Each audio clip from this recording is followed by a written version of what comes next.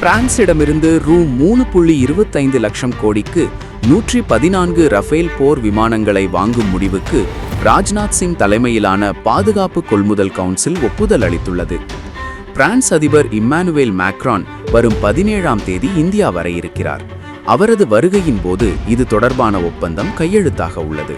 இதை முன்னிட்டு இந்திய விமானப்படைக்கு 114 ரஃபேல் போர் விமானங்களை வாங்குவதற்கான திட்டத்துக்கு பாதுகாப்பு அமைச்சர் ராஜ்நாத் சிங் தலைமையிலான பாதுகாப்பு கொள்முதல் கவுன்சில் இன்று பிப் 11 ஒப்புதல் வழங்கியுள்ளது.